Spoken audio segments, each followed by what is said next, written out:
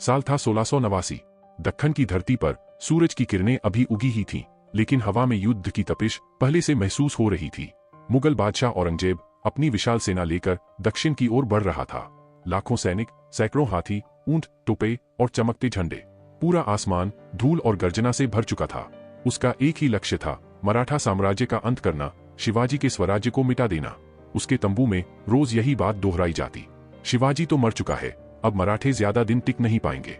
लेकिन इतिहास गवाह है, जहां औरंगजेब ने अंत की योजना बनाई, वहीं से शुरुआत हुई संताजी घोरपड़े की कथा की। औरंगजेब ने अपने दरबारियों से कहा, मैं दक्षिण को झुकाकर रहूंगा, चाहे मुझे अपनी जिंदगी यहीं क्यों न बितानी पड़े।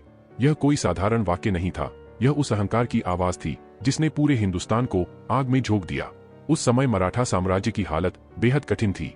शिवाजी महाराज की मृत्यु हो चुकी थी और संभाजी महाराज को मुगलों ने क्रूरतापूर्वक मार डाला था।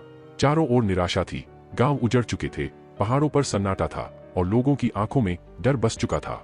मुगल सेना की छाया हर ओर फैल चुकी थी। औरंगजेब को लगने लगा, अब मराठों का अंत निश्चित है। लेकिन उसे नहीं पता था कि पहाड़ों के बीच एक योद्धा गर्जना की तरह जाग चुका है, संताजी घोरपड़े। वो नाम जो आने वाले वर्षों में औरंगजेब के लिए डर का पर्याय बन गया। दृश्य कल्पना करो, औरंगजेब का शिविर जहां सोने की झूलती झालरें हैं, विदेशी फौजें सजकर खड़ी हैं। मगर उसी रात दूर पहाड़ियों में मराठों की एक छोटी टोली मशालें जलाकर तैयारी कर रही है। संताजी अपने सैनिकों से कहते हैं, आज से हर रात हमारी होगी और हर दिन उनका डर होगा। उनकी आंखों में जलती आग देखकर सैनिकों में नई जान आ जाती है। किसी के पास भारी तोप नहीं, किसी के पास ढाल नहीं, फिर भी दिल में बस एक ही विश्वास है, स्वराज्य के लिए मरना भी गर्व है। औरंगजेब को लगा था वो तलवार और ताकत से सब कुछ जीत सकता है, लेकिन उसे नहीं पता था मराठे तलवार से नहीं, इरादे से लड़ते हैं। जब भी कोई मुगल सेना किसी गांव को लूटती, अगली ही सुबह वही सेना बिखरी पाई जाती। न भोजन बचता, न रसद, न हथियार, सिर्फ चारों ओर फैला होता था एक नाम, संताजी आया था। औरंगजेब के दरबार में बेचैनी फैलने लगी थी।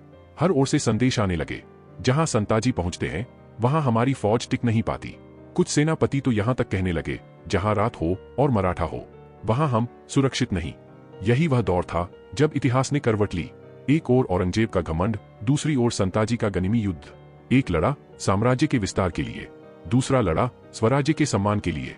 और यही से शुरू होती है वो कहानी जिसने पूरे मुगल साम्राज्य को हिला दिया, जिसने औरंगजेब को रातों की नींद से महरूम कर दिया और जिसने जन्म दिया मराठा शेर संताजी घोरपड़े के नाम से अमर किंवदंती को।